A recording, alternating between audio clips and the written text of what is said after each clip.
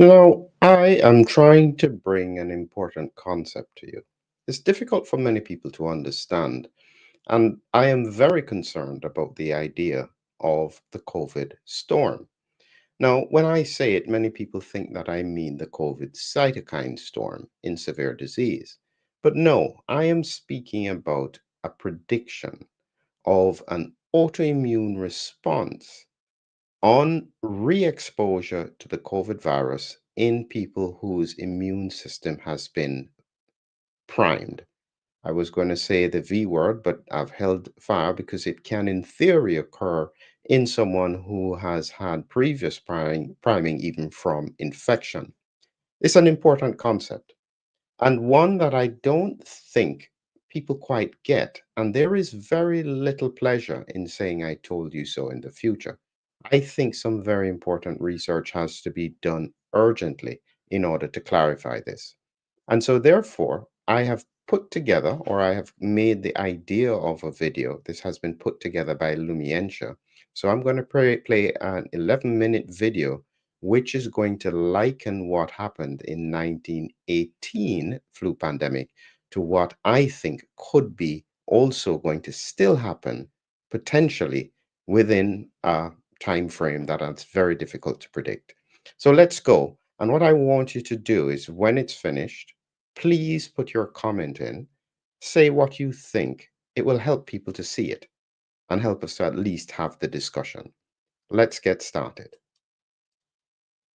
What if I told you that one of history's deadliest medical disasters could be happening again, and we haven't noticed yet? In 1918, doctors thought they were saving lives. Instead, they may have accidentally caused hundreds of thousands of deaths by vaccinating people against what they thought was causing the Spanish flu. They were wrong, and that mistake caused deadly immune overreactions. Fast forward to 2024. Some researchers are noticing strange patterns with vaccines based on spike proteins that are eerily similar to 1918. Immune systems that remember what they're supposed to forget, and death rates that still haven't returned to normal. In this video, I'll present a disturbing hypothesis that touches on the parallels between 1918 and today, and why some scientists are quietly sounding the alarm about what they're calling immune system priming. To understand what's happening today, we need to go back to 1918.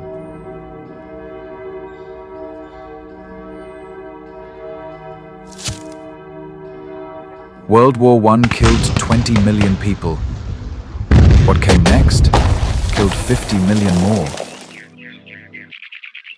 The Spanish flu didn't just kill, it hunted. It targeted the young, the healthy, the strong.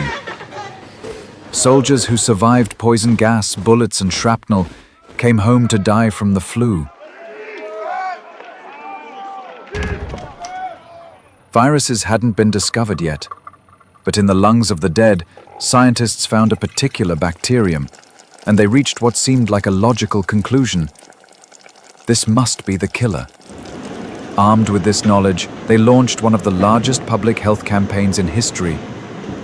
Millions of vaccines, not against a virus, but against this bacterium, were quickly manufactured during the 1918 to 1920 Spanish flu pandemic. Hundreds of thousands of people received bacterial vaccines in a massive effort to save lives. But things quickly took a dark turn. Unknown to scientists at the time, these bacteria contained deadly toxins that bind to our cells. This can trigger the immune system to start destroying healthy cells. In extreme cases, the resulting inflammation is so severe, it creates what is called a cytokine storm, which can be fatal. A cytokine storm is when the immune system goes into overdrive, flooding the body with inflammatory proteins called cytokines. Think of it as friendly fire. Instead of targeting invaders, the immune system attacks everything. Lungs fill with fluid. Organs shut down. It's not the pathogen that kills you. It's your own defense system turning your body into a battlefield. What we had was that in 1918, almost, I think, 80% of the military were injected with bacterial products, which would include priming their immune system to lipopolysaccharides. The immune system being already primed to the endotoxins overreacts to the bacteria and destroys the lungs. It was a hyperactive cytokine mechanism that caused most of the deaths, it seems, because young people were dying. It was very unusual. Young people normally tolerate influenza the best. And one has to ask if that many people had been exposed to the bacterial endotoxin by inappropriate use of a vaccine at that time. Did it contribute to the cytokine storm? To avoid this, millions of years of evolution programmed our bodies with a safety mechanism. Fight these bacterial toxins when you encounter them, then deliberately forget about them. Remembering is too dangerous. But researchers now believe that the bacterial vaccine created a ticking time bomb by forcing the immune system to remember. When vaccinated soldiers later caught the flu, they developed secondary bacterial infections, the exact same bacteria they'd been vaccinated against. Their primed immune systems triggered a cytokine storm, causing organ failure. Evidence suggests that this was not because of the virus, but in reaction to toxins, their immune systems had been forced to remember. It is likely that many died from their own immune system's overreaction to the bacteria. The vaccine meant to save them could have become the weapon that finished them off. And one has to ask if that many people had been exposed to the bacterial endotoxin by inappropriate use of a vaccine at that time. Did it contribute to the cytokine storm? We then have the same question. The immune system seems to be treating the spike protein in the same way that it treats bacterial endotoxins. It doesn't want to remember it. Just remember, long-lived plasma cells here. This is comparing flu to tetanus to spike protein. Nothing after 2.5 months, nothing after 14 months, a dot after 23 months. The immune system doesn't want to remember this. And so therefore, what it could indicate is that it's treating it more like a toxin, similar to what happens with the bacterial endotoxins. This is now where, Houston, we have a problem. Because if this extrapolation is correct, if the immune system has been primed to overreact on further exposure to spike protein, what happens down the line? The virus is still circulating. What does it mean when immune primed systems get exposed over and over again to the spike protein? Jump ahead 102 years. New pandemic. New vaccines designed to produce spike protein. But research suggests that spike protein triggers inflammation. Your immune system treats it like a toxin, something that should be forgotten. In bone marrow, where permanent immune memories live, there are virtually no spike-specific memory cells, because remembering could trigger a massive inflammatory response. The pattern is identical to 1918. Encounter, clear, forget. This raises an uncomfortable question. Did we, with the best of intentions, use spike protein-based vaccines to inadvertently prime the immune system in a way we didn't fully understand?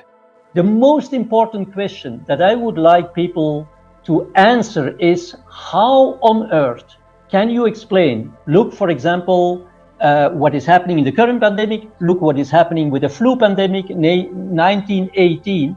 How can you explain that all of a sudden the virus shifts to a much younger population, right? And that's what we are seeing right now. These healthy people who remained healthy during the previous waves are now all of a sudden getting disease and severe disease, despite the fact no underlying diseases, not immune suppressed, etc. How can that be? They must be immune suppressed because of the high infectious pressure that was built up, re-exposing them very soon after they got their previous infection. This is to say, at a moment in time where they were still having antibodies that were suppressing their natural antibodies. That is the only explanation that you can give to this. We haven't yet seen 1918 level deaths for two possible reasons. First, repeated mRNA shots could create special antibodies called IgG4 that may dampen the immune response and prevent overreaction. But IgG4 doesn't stop inflammation. It makes it chronic, quiet, persistent. We are seeing notable increases in inflammatory conditions, not explosive deaths, but steady damage which may lead to death by 1,000 cuts. Second, recent COVID-19 variants have been milder, but the virus is still evolving, and our trained immune systems are waiting for the next trigger. What happens when a severe variant emerges, when it breaks through our cracking defensive shields? Every new COVID-19 variant is a potential trigger, just like in 1918. Our primed immune systems are waiting. The signal is already here. Excess deaths occurring over years instead of months or weeks. But one wrong mutation could compress years of damage into days. In 1918, we forced immune memory of bacterial toxins with vaccines. In 2020, we forced immune memory of spike proteins with vaccines. Both times we overrode millions of years of evolutionary wisdom. Both times, we thought we knew better. The virus is still here, still mutating. Every booster, every variant may be one evolutionary roll of the dice away from repeating history, where medical interventions could make health outcomes worse. Will we listen to what our immune systems are trying to tell us? Or will future historians look back at us the way we look back at 1918, wondering how we didn't see it coming?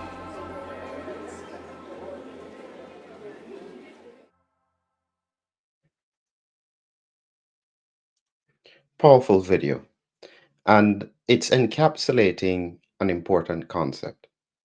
It's encapsulating the extrapolation of the science. And this is the important point.